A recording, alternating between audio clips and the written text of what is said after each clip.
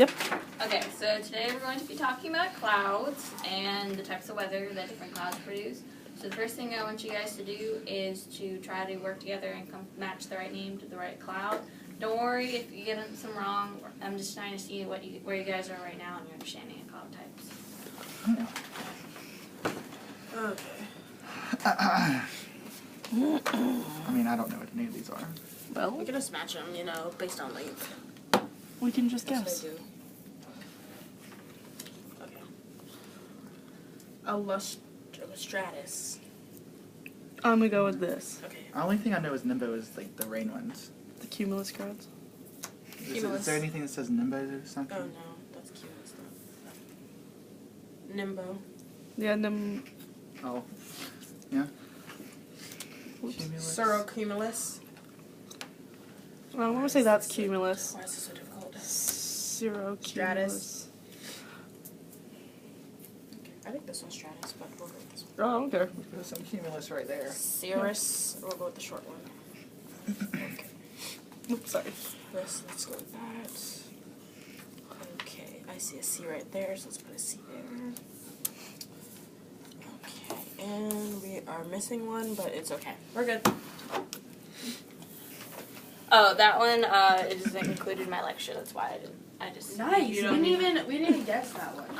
Okay. So, you guys did a pretty fair job since we haven't started yet. So close to you guys. Here is a fully completed one you guys can look at for reference right now. So Nice. Yeah, I you mean, guys did some of them. Just one I already knew. Okay, so we kind of understand cloud types, but before we can really get into cloud types, it's kind of important we understand basic facts about clouds. So can anyone tell me what they believe a cloud is made out of? Water. Vapor. Water. Anything else? Air. Vapor. Air. Gases? Gases. Good. All good guesses. Dirt. Actually, in a way, yes. Clouds are made up of a bunch of little water vapor molecules that combined with dust particles that are in the air so that they become visible, and then you can see a cloud. So, can you tell me the steps for a cloud to form? No. Does it have to, like a change in temperature? Change the temperature, yes. Anyone else can guess? Any steps? Is it like, this is going to sound really, oh, whatever. It's like a solid will melt into a liquid and then turn into the gas. Well, yes, change states do occur in order for clouds to form. So what's going to happen first is water from the air is going to heat up in evaporation. You guys already know about the water cycle. So that's going to travel up into the air where the water vapor is cooled. And as it's cooled, because it's floating around these dust particles, it's going to attach to it.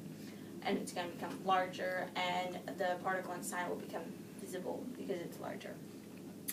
And then as it cools, they clump together and form cloud formations. Now, most of the time we see clouds as white, but sometimes they are gray. Can anyone give me a reason as to why clouds turn gray? The dirt. Dirt. Dirt? Any more guesses? It's a lot of water. Or rain. Yeah, I was going to say, or rain. When it gets full of water. And see, that's exactly what students are going to be saying in classrooms. The second you ask them why they're gray, like, oh, they turn gray when they're about to rain because they're full of too much water. Dirty water. Dirty water. So what clouds are white, or it's important to understand why they're white to begin with, is because they reflect all the colors of the spectrum that produces, so therefore it produces a white appearance.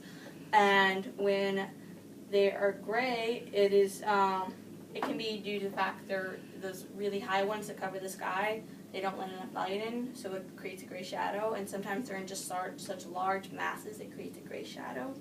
Although, yes, it is very common for when it's about to rain, clouds turn gray. But as you notice on sunny days, the clouds are white and it's still sometimes raining. So that's an important thing to remind students that just because they're gray doesn't mean it rains, because sometimes we have overcast without rain. Now we're going to, now as we can see looking at this chart, clouds form at different altitudes. Can you even tell me why that might be a reason, like factors? Temperatures? Temperature? Air pressure. Air That's a pressure. good one. Air pressure. No, it still is. So the factors that can influence the altitude at which cloud forms would be temperature, different air masses, the amount of water vapor in the air, so that sort of thing. So good guessing on there. So clouds are divided based on these elevations into 3 categories: high, middle, and low. High clouds are called cirrus clouds. Middle clouds are low clouds are stratus clouds. And So height is a factor too. yeah, height is a factor in classifying clouds. So high is cirrus clouds. Middle is alto clouds, and then low clouds are stratus clouds. So we're going to start with the category cirrus clouds, which all these categories break down into subcategories, which is why they have the names like altocumulus or nimbostratus, that sort of thing. So starting with the cirrus clouds, they're the thin wispy clouds that form in those long streams, and they predict change in weather in the next 24 hours. And then we have our cirrostratus clouds, which are thin and sheet-like and covering the entire sky and predict rain or snow. And then lastly in the cirrus clouds is the cirrocumulus, which are the long rows of puffy clouds you typically see in the evening, and they signal oncoming storms with lots of rain or snow. Then we have the altocumulus clouds, so we have tracking the middle clouds now. And starting with the altocumulus, they're kind of like cirrocumulus, but they're gray instead of white, and they predict thunderstorms by the afternoon if you see them in the morning. And then we have altostratus clouds, which are the grayish cover ones and the ones that cover the entire sky again, and they also signal storms and rain. So typically, yes, gray equals rain or snow. And then we have the stratus clouds, and then this category stratus clouds, which fill the entire sky, but they only usually come with light rain, maybe some misting. Then we have stratocumulus, which are the little puffy gray ones, and they usually never have rain come with them. Those are like the days we have overcast, but we don't have rain. And then lastly, we have the nimbostratus, which are heavy, wet, gray-looking, and they're when we have rain all day continuously without very little stopping. Now, as you can see, we have some other categories we didn't talk about because they're not classified with the other 3 categories. They're their own categories. So, looking at these, we have cumulus and cumulonimbus. I can never pronounce it. Yeah, I can never pronounce it correctly. Okay, so the cumulonimbus, obviously you can tell that they couldn't be categorized because they expand from low altitudes all the way to middle altitudes, and they have, as you can read here, a large anvil shape, and they come with thunderstorm clouds.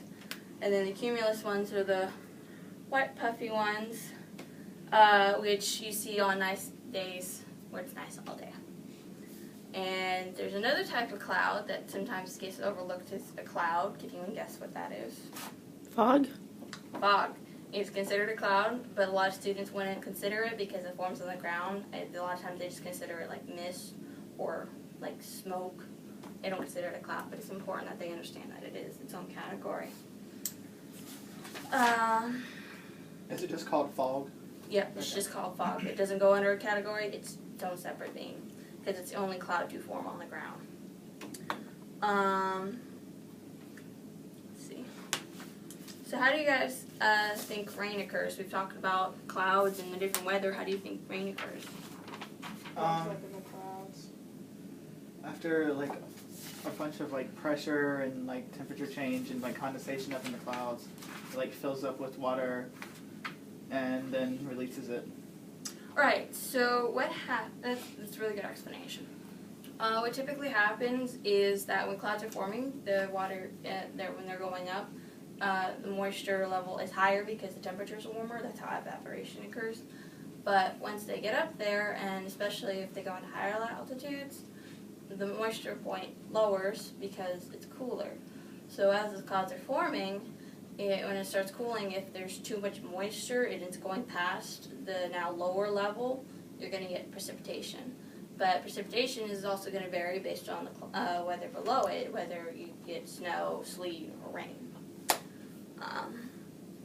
So that's a good thing to explain to students, because a lot of times, like I said before, they're just going to think it only rains because there's too much water up there, which in a way it is, but they need to have a little more in-depth understanding of how that process occurs. So, once more I want you guys, now that we've gone over all this, try this one more time, and then I'm going to talk to you guys about an activity that unfortunately I can't demonstrate for you guys because I couldn't get my hands on matches and I wasn't sure how that would work in a school building anyway. But,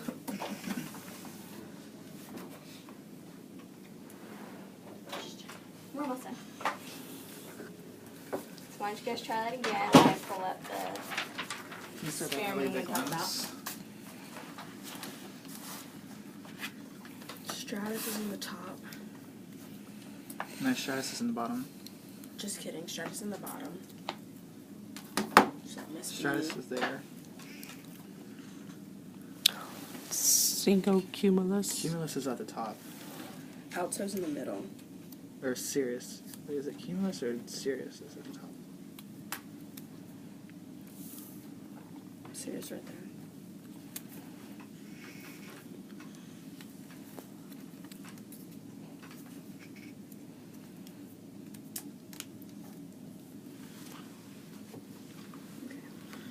You guys did a really good job this time around now that you have better understanding. So this would be a good way to kind of introduce it at the beginning and then use that as a same activity as a review at the end of the lesson to base student understanding.